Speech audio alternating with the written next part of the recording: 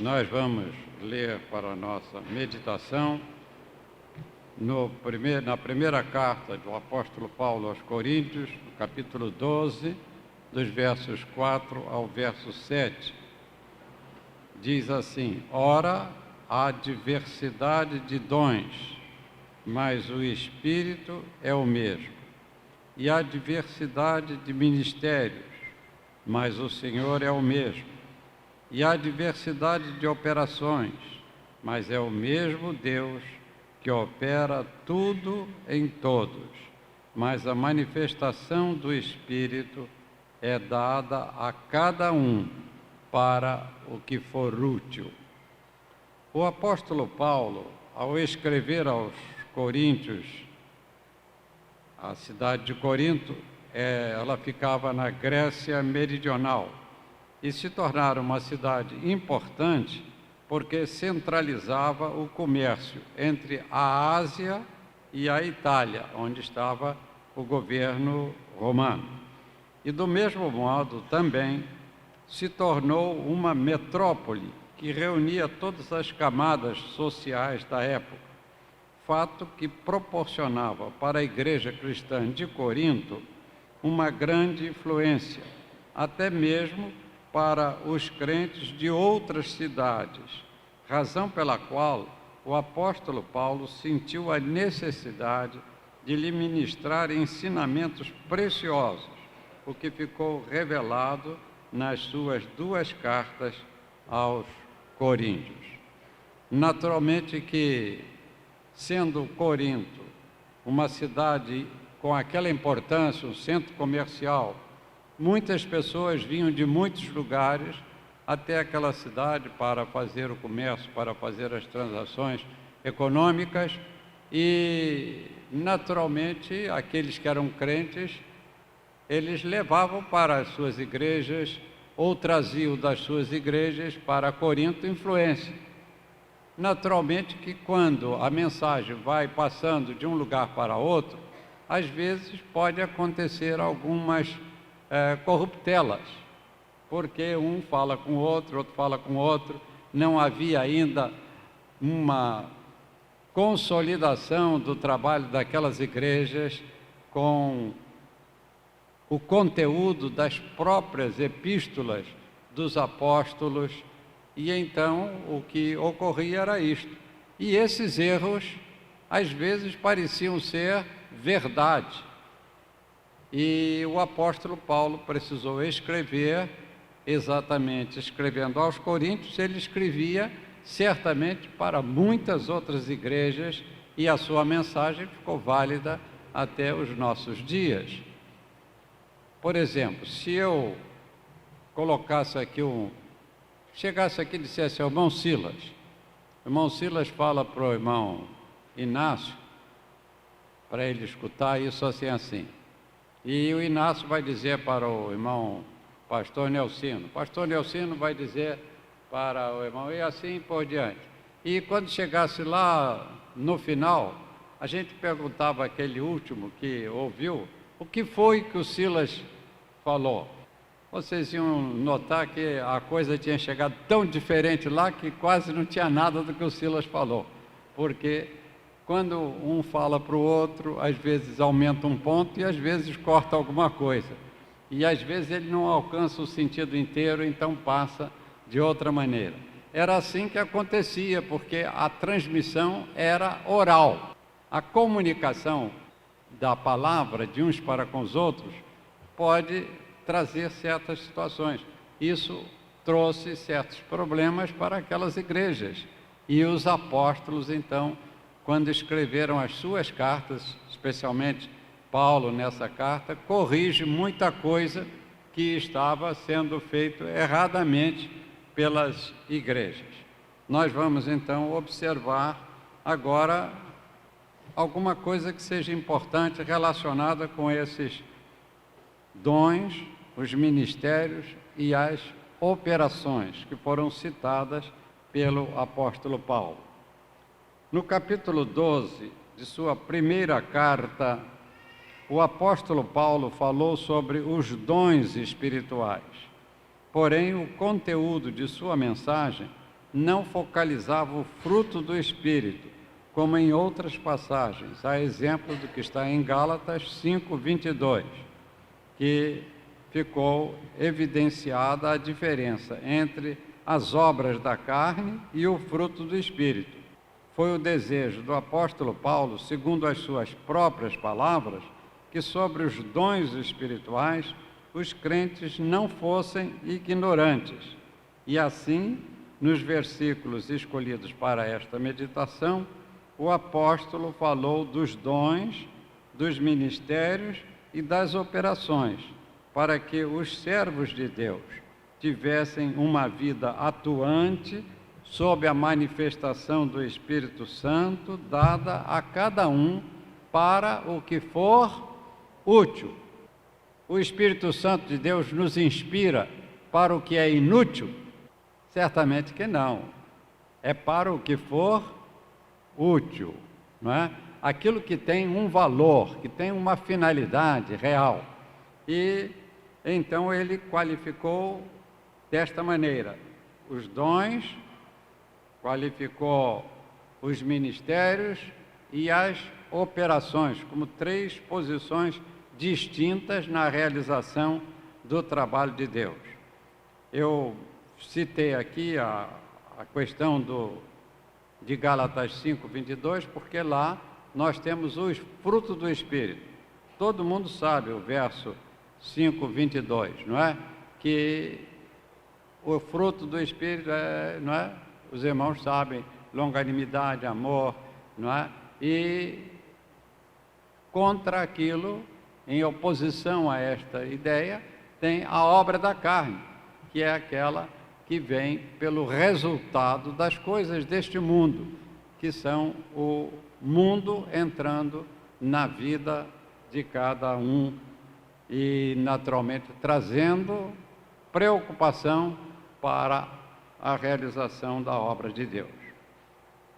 É oportuno lembrar que o ministério pastoral e o ministério diaconal, segundo as Escrituras do Novo Testamento, aqueles que deles participam devem ter consagração especial, com a imposição das mãos do presbitério, conforme Paulo escreveu a Timóteo em sua primeira carta, capítulo 4, verso 14, e o que está dito em Atos, capítulo 6, verso 6, que, segundo se percebe, deve ser a instalação, a instituição do diaconato, daqueles que iriam ocupar esta posição de auxílio ao ministério pastoral.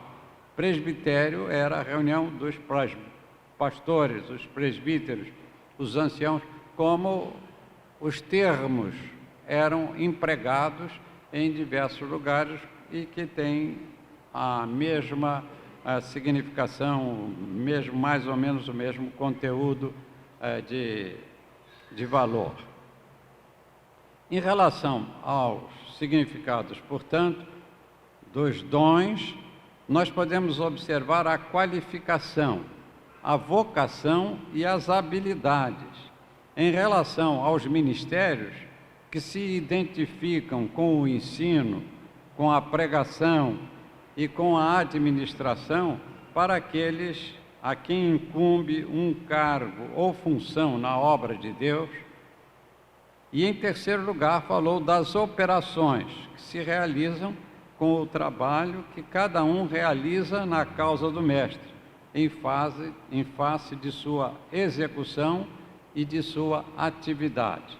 O que nós observamos é que Deus, através do Espírito Santo, dará os dons necessários a cada servo de Deus. Não há nenhum crente que pode dizer assim, eu não tenho dom para nada. Todos têm dom para alguma coisa. Um tem o dom para cantar, outro tem o dom para recitar, outro tem o dom para escrever, outro tem o dom para ensinar, porque nem todos sabem e têm a capacidade para fazer todos esses trabalhos, não é isto? Que podem ser identificados como ministérios ou como operações. Desta maneira, nós vamos observar que tudo deve ser feito para o que for útil. E então é isto que o Espírito de Deus faz na vida de cada um dos servos de Deus, na realização dos seus trabalhos. Aqui na nossa igreja, nós temos adotado para o conceito administrativo que nós temos os ministérios diaconal, ministério pastoral e temos as diversas atividades e ministérios através das equipes operacionais de apoio. Então, nós não temos nomeado nesta igreja comissões, comissão para música, comissão para isso, comissão para aquilo. Nós não temos nomeado comissões. Por quê? Porque nós estamos deixando que cada um descubra o dom que Deus colocou no seu coração. Então, se ele percebe que Deus lhe dá o dom de cantar, o que é que ele deve fazer? Cantar. Agora, há um dom que é para todos nós, é o dom de evangelizar. Todos nós seremos propagadores do Evangelho. Todos nós precisamos anunciar a palavra de Deus. E todos esses programas, eles estarão relacionados também com a própria pregação do Evangelho na realização da obra da igreja, como uma força propulsora de tudo que a obra de Deus precisa ter e fazer. Então, cada um que fizer e sentir que está fazendo bem, ele se sente alegre, porque fez. Nós nos alegramos quando nós fazemos as coisas. Eu tenho certeza de que a irmã Elazir, quando o coral vem aqui e canta bonito, ela fica muito feliz, não é assim? E a mesma coisa, nós todos ficamos felizes quando nós vemos que o nosso trabalho está sendo abençoado por Deus. Então, aí a qualificação de no Espírito Santo, ou no Senhor, ou naquilo que se apresenta na palavra de Deus, sempre é para o crescimento da igreja, o crescimento da obra do Senhor. Nós cantamos aquele hino aqui, não é isso? Vem, vem a igreja comigo. Vem, vem a igreja comigo. Isto é uma das maneiras melhores de se evangelizar, quando eu posso trazer o meu convidado comigo. Esse é um problema que nós temos às vezes nas nossas igrejas, pelo trabalho que nós realizamos, pelas organizações e tudo mais, que às vezes dificulta um pouco essa possibilidade de, quando o crente chama o visitante, ele diz: eu venho buscá-lo a esta hora para nós irmos juntos, vem comigo. É melhor do que dizer, você vai que eu te espero lá. O vai que eu te espero lá, às vezes não vem, porque na hora aparece outro assunto e ele depois dá uma desculpa, eu estava pensando em ir, mas não pude e tal, né? Ficou. Mas se nós vamos lá buscá-lo e nós viemos com ele, isso tem uma força muito maior. E, naturalmente, as organizações da igreja devem também sentir que no dia em que um irmão trouxe uma família visitando, que ele lá na sua organização tenha a desculpa de não ter podido chegar porque ele está realizando a obra de Deus. Então, estas são as condições para que a obra do Senhor cresça e a gente fique feliz. Muitos irmãos querem ver essa igreja cheia de pessoas. Todos nós queremos, mas nós temos que trabalhar, orar e pedir a Deus que estas coisas se realizem. O apóstolo, ao dar o seu ensinamento sobre os diversos dons, afirma que o Espírito que o distribui é o mesmo. Quanto aos diversos ministérios, declara que o Senhor é o mesmo. E em relação à diversidade de operações, diz que é o mesmo Deus que opera tudo em todos. Esta unidão aí. Esses ministérios, eles são trabalhos da realização da obra daí não ser necessário a consagração especial para esta finalidade, que é destinada ao ministério pastoral e ao ministério diaconal. Hoje se usa muito a expressão corpo diaconal. Eu não gosto de corpo diaconal, porque eu acho que um corpo dentro do outro corpo é quisto. E quando isto acontece, perturba. Os diáconos são membros da igreja, integrados à igreja, participantes do trabalho da igreja. Então eu falo os diáconos e as suas esposas, porque lá o apóstolo disse, e as mulheres, falou dos diáconos e disse às mulheres. Mulheres, que mulheres eram essas? Só pode ter sido as mulheres dos diáconos, porque não seria a mulher dos outros, não é?